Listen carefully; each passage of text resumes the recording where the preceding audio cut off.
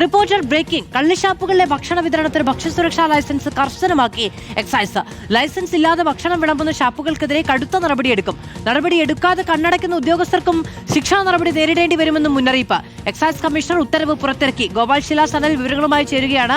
ഗോപാൽ, ഈ ലൈസൻസ് ഇല്ലാത്ത ഷാപ്പുകൾക്കെതിരായ നടപടികളെക്കുറിച്ചുള്ള നിർദ്ദേശങ്ങൾ കഴിഞ്ഞ ദിവസം തന്നെ മന്ത്രി എം ലിജു പുറത്തിറക്കിയതാണ്. ഇപ്പോൾ ഈ അവിടെ ഭക്ഷണം കൊടുക്കുന്നുണ്ട് എങ്കിൽ അതിനുള്ള ലൈസൻസ് വേണം, ഭക്ഷ്യസുരക്ഷാ വകുപ്പിന് ലൈസൻസ് വേണം എന്നത് കർശനമാക്കിയിരിക്കുന്നു. അങ്ങനെ കണ്ണടയ്ക്കാനും ഇനി ഉദ്യോഗസ്ഥർക്ക് കഴിയില്ല.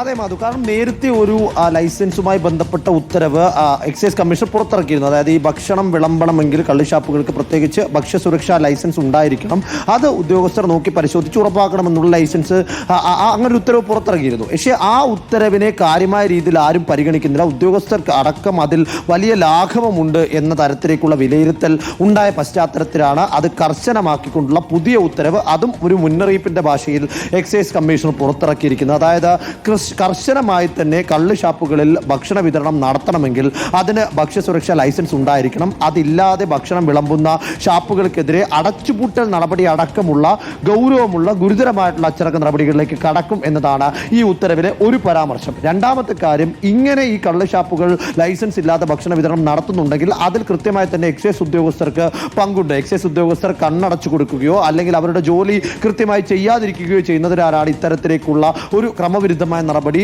കള്ളുഷാപ്പുകളുടെ ഭാഗത്തു നിന്ന് ഉണ്ടാകുന്നത്. അതുകൊണ്ട് തന്നെ ഇത്തരത്തിൽ കണ്ണടയ്ക്കുന്ന, ജോലിയിൽ വീഴ്ച വരുത്തുന്ന ഉദ്യോഗസ്ഥർക്കെതിരെ ശിക്ഷാ നടപടി ഉണ്ടാകുമെന്നും അത് കൃത്യമായി തന്നെ ഒരു താക്കീതിന്റെ സ്വഭാവത്തിൽ തന്നെ ഉത്തരവ് രൂപത്തിൽ എക്സൈസ് കമ്മീഷണർ പുറത്തിറക്കിയിരിക്കുകയാണ്. കഴിഞ്ഞ ഏതാനും നാളുകൾക്ക് മുൻപ് നമ്മൾ കണ്ടതാണ്, കോട്ടയം ജില്ലയിലടക്കം ഈ ഷാപ്പിൽ നിന്നൊക്കെ ഭക്ഷണം കഴിച്ച് പലർക്കും ഗുരുതര ആരോഗ്യ പ്രശ്നങ്ങൾ ഉണ്ടാകുന്നതും പലതരത്തിലേക്കുള്ള പരാതികൾ ഉയരുന്നതും അടക്കമുള്ള കാര്യങ്ങളൊക്കെ നമ്മൾ കണ്ടതാണ്. അതിൻ്റെയൊക്കെ വെളിച്ചത്തിലാണ് ഇപ്പോൾ വീണ്ടും ഈ ഉത്തരവ് പുറത്തിറക്കിയതും ഈ തീരുമാനങ്ങൾ കർശനമാക്കുന്നതും.